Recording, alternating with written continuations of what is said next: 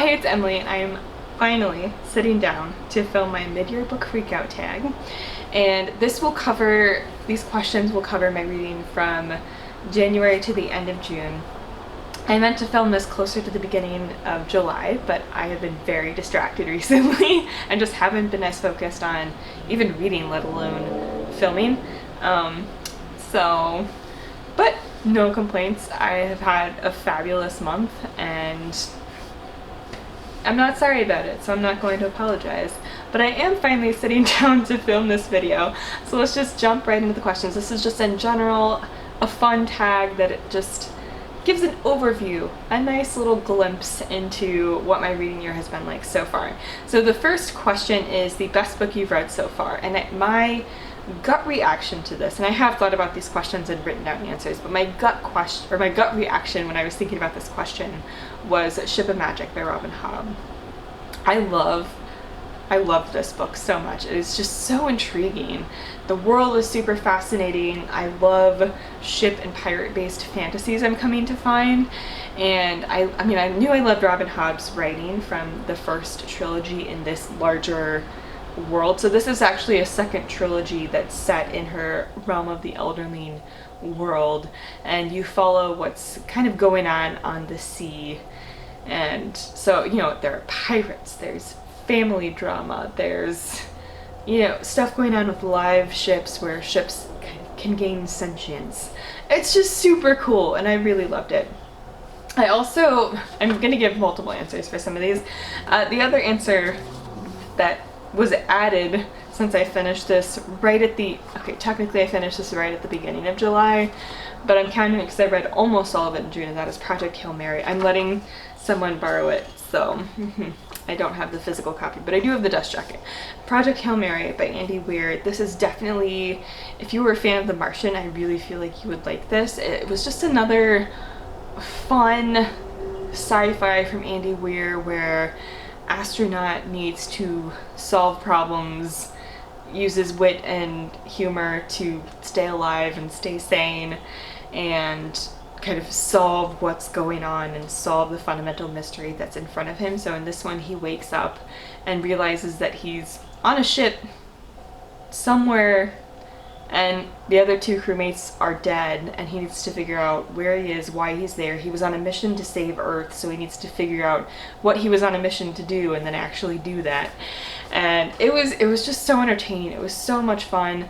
I physically read it while listening to the audiobook. The audiobook was amazing. Anyway, those are probably my two favorite books of the year so far.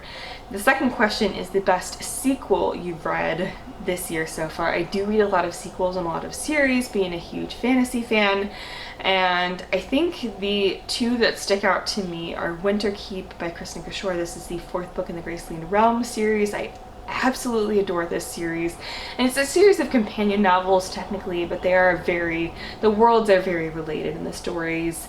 You do see some crossover in characters, etc. So I definitely count it as a series, and I absolutely love every book in this series.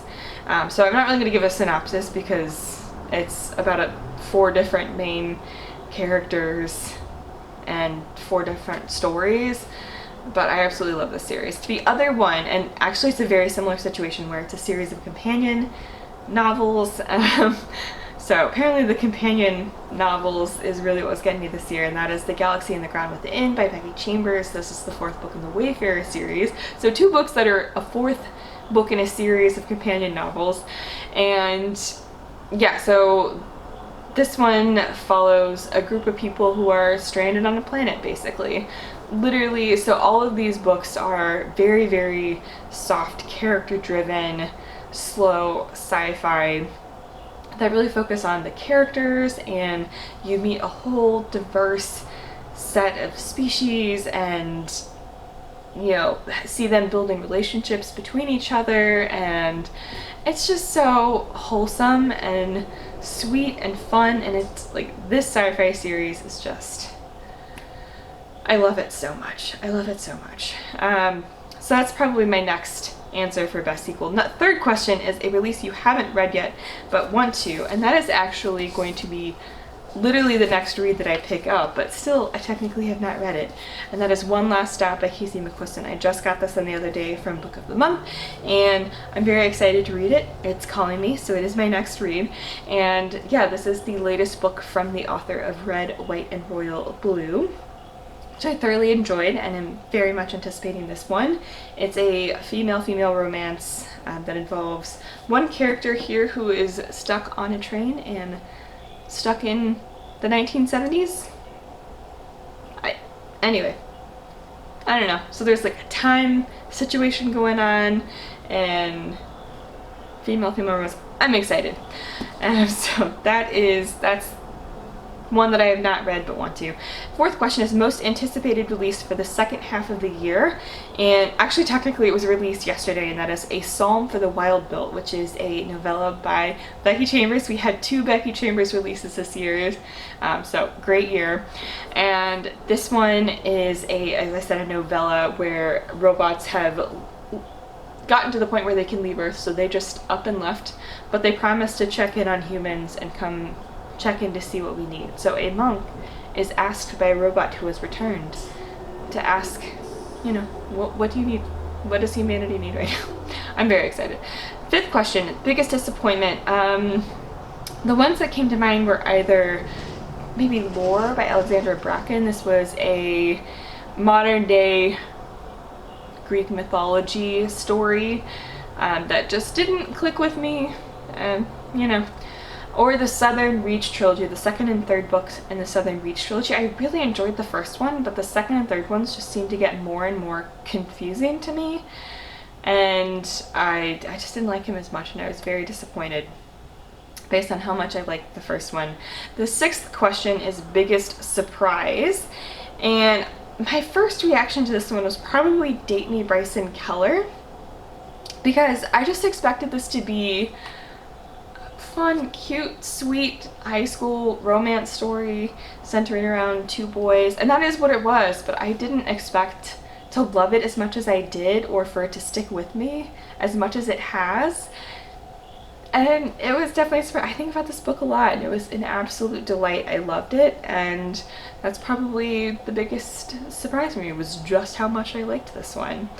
The next question is, and that's the 7th question, is favorite new author, and that is either a debut author or someone who is new to you. And I probably should have grabbed PRIORY of the Orange Tree. I'll just pop in an image here.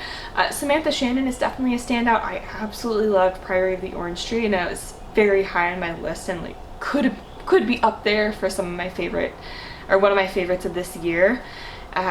Absolutely loved PRIORY of the Orange Tree, so potentially Samantha Shannon. I haven't read any of her other books, the Bone Season books, so I would love to read those. This was also the year that I read The Lord of the Rings and The Hobbit and absolutely adored them, so potentially J.R.R. Tolkien. And then I also read Alexis Hall for the first time with Boyfriend Project, and I loved Boyfriend Project, and so that was definitely a standout for me as well, so maybe one of them. The next question is newest fictional crush. I don't tend to get fictional crushes, to be honest.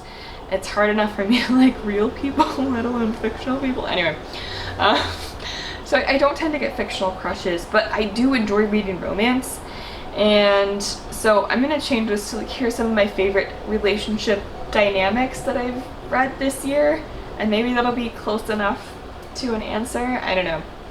I really liked Luke and Oliver from The Boyfriend Project by Alexis Hall. I adore them. Polar opposites, but I really, really loved them, and how they came together and really learned to communicate with each other. I really enjoyed Lucy and Josh's dynamic from The Hating Game by Sally Thorne. They were just fun. It was just entertaining. And I also really enjoyed Henley and Graham from Shipped by Angie Hockman. So those are some standout relationship dynamics for me this year. And next one is newest favorite character.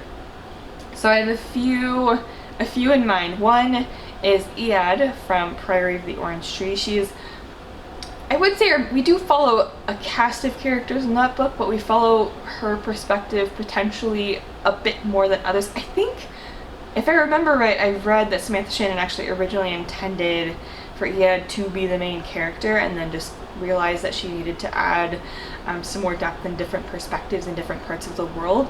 But I think you can tell that Iad was intended to be one of kind of the predominant perspectives.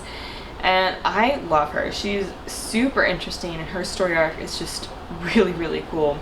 I loved her a lot. I also really, really loved Lavisa from Winterkeep by Kristen Kishore. She's just fabulous. She is, I mean, I also love Bitterblue, who is also in that book, but Lavisa is fantastic. I just really enjoyed her character a lot. I don't really have too much else to say. I really adored her character, and thought she was a badass. So I also, another classic answer from my reading so far this year is going to be Sam from The Lord of the Rings, because he is a precious sentimental. Like, I love Sam. He is just so sweet and so loyal to Frodo, and just he is the MVP. I love Sam so much. And yeah, the 10th question is books that made you cry. I looked at the list of every book I've read so far this year. None of the books actually made me shed tears, but I will give you a couple that made me the most emotional, I think. One is The Nightingale by Kristen Hanna. Actually, again, I have a physical copy right over there on my bookshelves, and I could have just brought it. But, image here. The Nightingale by Kristen Hanna really made me emotional. And this is the story of two sisters in Nazi-occupied France during World War II. Completely different people. They have completely different situations, life situations that really impact how they experience the war. And they really come to kind of understand and respect where the other is coming from throughout the story, but that one made me emotional. Also, The Song of Achilles really kind of made me emotional. That's another good answer for fictional crushes and relationship dynamics. I also, oh my god, Achilles and Patroclus. I love it. I love those two. Patroclus, I said that kind of weird. I love them. And that book made me really emotional. And yeah, those are probably the two that made me the most emotional. Next question, the 11th question, is a book that made you happy. So Boyfriend Material by Alexis Hall just made me happy the entire time. I had a smile on my face the entire time I was listening to this. And yeah, loved it. Loved it. Yeah, there's a fake dating trope in this one, and yeah, just very opposite people, but I adore them. And there was also Date Me, Bryson Keller, which I had previously mentioned. I love Bryson and Kai.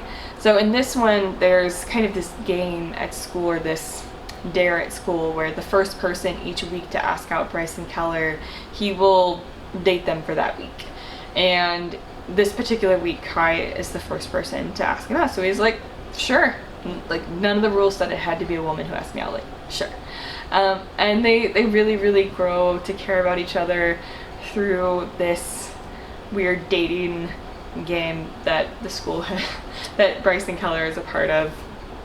And they are precious. They stick by each other and really just become, like, they just are so protective of each other, and they're so sweet to each other. I adore them. So those two books really made me happy. The next book is the most beautiful book that you have bought so far this year or received this year, and it is probably the Fairy Loot edition of Witches Steeped in Gold. I mean, what? So there's this, it comes with a bookmark too, which is kind of fun, and it comes with these stenciled edges on all of the sides, and there's also this, some of the design is also on the cover, and then of course there's art on the back of the dust jacket as well, and just stunning, just absolutely stunning. I love everything about just the design of this book. I haven't read it yet, so I can't say whether or not I loved the book, but this is probably the most stunning book I have received this year. And yeah, so the final question is, what books do you need to read by the end of the year? And all of the books. So I I will just leave linked down below like the top 21 books I want to read in 2021. I think I did some video to that effect. I will link that below as my answer, I guess. I've read some of them already and I need to read some more of them. But there are a lot of series I want to continue. I want to read Dune before the adaptation comes out. You know, I still need to read the climate fiction that I mentioned in that video. There's a million things, obviously, that I need to read by the end of the year. Anyway, that is the Midyear Book Freakout Tag. I hope you enjoyed. Answer any of those questions below that you want to, or if you've done this tag and have created a video or a post about it, be sure to link it below. I would love to see. I love watching this tag from everybody as they put it out around this time of the year.